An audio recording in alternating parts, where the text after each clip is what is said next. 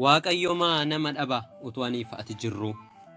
Waaqayyo maa nama dhabe nama hojii isaa hojjetu wal'aansoo hafuuraaf jedhee foonsaa mo'ee kan dhaadhatu. Kan akka Daawit furrisaan Goliyaadiin galaafatu lola fooniif osoo hin taane falmii hafuuraaf kan morkatu. Garbummaa isa bara dheeraa qoosee yaabee gannu qabe morkii hafuuraanuu miliqsee kan foonii isa nutti qabe.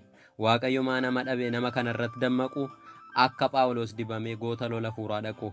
Waaqayyo maa nama dhabe nama kanarratti dammaqu akka Geediyoon filatee goota lola hafuuraa dhaqu. Hammi lafarra jiraannu umuriin ishee gabaabduudha. Ciniinsuutitti baay'ata irra caalaan sa'aaduudha. Gammachuus ta'e gaddisaa iddootti dhaabatu qaba. Atis beekta anis beeka hundumti isaayyuu hin darba. Gaafa akkasittiin ilaaltu kan hin darbine fakkaata. Boriif galaa kan kaawwanneef afaan tolee si waammata. Galangalleen si qabata quba jiise akka taftiitti. Waaqarraa iddoo si dhowwate si darbachuuf gaannamitti.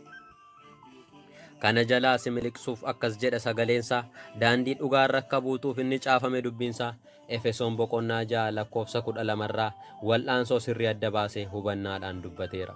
Wal'aansoo kee adda baafachuuf sagalicha dubbifadhu. Hubannaa yoo sitti irratee siif laataa gooftaa kadhadhu. Harki Waaqayyoo bal'aadha gara laafas garraamiidha. Jiraachuu keef akka du'e in amantaatis ragaadha. Harki Waaqayyoo bal'aadha gara laafas garraamiidha. Jiraachuu keef akka du'e in amantaatis ragaadha. Maal taate maaltu si tuqe maaliif yaada geddaratti wal'aansoos abdii qabu waan gadheen maaliif jijjiirte erga inni dibee si kaasee humna fuuraa sitti hidhe inni garaa si jabeesse akkatiin gaabbine godhe dudda gatte akka deemtu inni si godhe maalidha iddoo aarsaatti guddatte dhiiste deemuun kee sirriidha kaleessa yommuu si argu adda keerraa waatu ifa simboon kee fagoot beekama eenyumtuu sin caalu bifa. Har'a maaltu akkas si godhe uffaticha sirraa baase raroo akka uffattu si godhe gowwoomsee siin siraatesse har'a maaltu akkas si godhe uffaticha sirraa baase raroo akka uffattu godhe si gowwoomse siraatesse kaleessa yemmuun si beeku wangeela labsita turte jechi kee burruusa caala godoo diinaa hurreessite fuula keetti shaashii isa daandii kee jijjiire baay'ee garaan kootti gadde sanyii isaan gosa abaare fuula keetti shaashii isa daandii kee jijjiire baay'ee garaan kootti gadde nan gosa sanyii isaa abaare maalidha meenatti himi maaltu fidee kana hunda isa tola faasikaasee gooftaatti maaf gatta dudda kaleessa yommuu akkas jeche cita mormaati sin ganu sanyii koof ajajan baasaa hundumtuu akkasi amanu ani waanan argeera humna kee argan isaanii inni jettee turte suni abjuudha moo waansaa inni kana booda arrabni koo gaarummaa kee qofa hima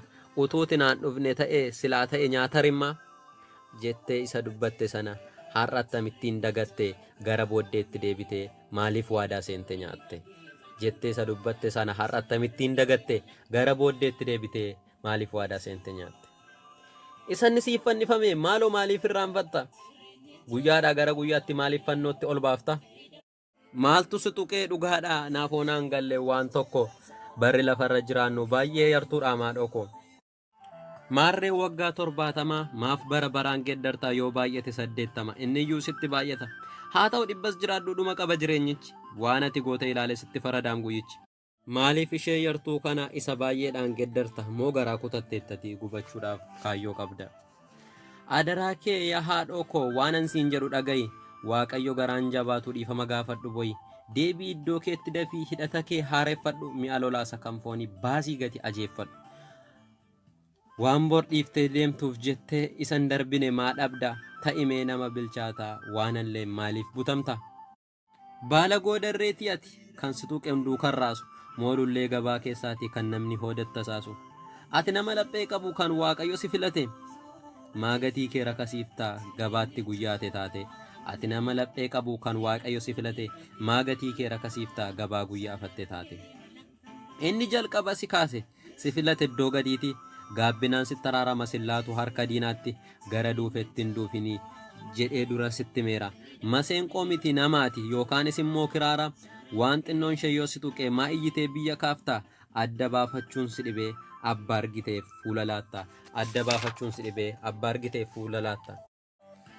Garraamii ta'e akka gugee haxxee ta'e akka bofaa isa jedhutu dhageessu yeroo hundaamaaf taata moofaa.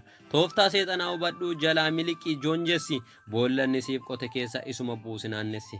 Barri jireenya kee yartuu kanat lafarra jiraattu isa dhuma hin qabne jiraam ol gubbaarra hin yaadattu. Luka lama qabaataniif muka lama yaabbatanii jireenyichis akkasuma takkaatti laman jiraatanii. Yoo isa lafarraatiin koorte isa waaqarraan argattu lafarratti foon kee mo'i ol gubbaatti akka jiraattu. Yoo isa lafarraatiin koorte isa waaqarraan argattu lafarratti foon kee mo'i ol gubbaatti akka jiraattu. Wanti lafarraa mul'atu hundumti isaayyuu fixeensa. Karaanni sokkuun argitu loo'ee bada akka qilleensa. Adaraa waanan sitti himu jabeessi lapheet qabadhu. Waan lafarraa hundaa dhiisi isan darbineef jiraadhu. Daandii lama duwwaa jira kan badiisaaf kan jireenyaa. Saboochoo filatta taanaan gooftaa biraan qabdu beenya. Adda baafadhu karaa kee wangeelaaf jiraadhu du'i. Erga dhalachuun kee nafne nama maa'ii baasu ta'i. Agaagulii taatee nafin isa abdachiifamte ilaali. Gubataa akka nafnetti cimsii mootummaa isaa dhaali. Agaagulii taatee nafin isa abdachiifamte ilaali. Gubataa akka nafnetti cimii mootummaa isaa. Mixii bicuunsee ciniintee akka arba lafaa kaaftu. Qaanqee xinnoon ishee bobaatee akka bidda guddaa taatu. Cubbuun xinnoon qabdu dafii gara gooftaatti deebi. Soora biddaa akka hin taaneef yeroodhaan dafii qophaa'e. Balleessaa keef malanna hin gooftaa dhiifama kadhadhu. Jilbeenfadhu mankaraarii booyi araara gaafadhu. Foonni gowwoomsee si gataa adaraa kee of eeggadhu. Ammaa kaasii of qopheessi mootummaa isaarraa hirmadhu. Foonni gowwoomsee si gataa adaraa kee of eeggadhu. Ammaa kaasii of qopheessi mootummaa isaarraa hirmadhu. Walaloo har'aa kanaanan raawwadha baay'ee sin kabaja gooftaan sinii kadha kadhata keessaniin naanis na yaadadha mata duree keessan mootummaa isaa godha yeroo hundaa dammaqaa irratti kadhadha yeroo hundaa dammaqaa irratti kadhadha waaqayyo sinaa eebbisu obboleessa keessan ayyaana galataatti.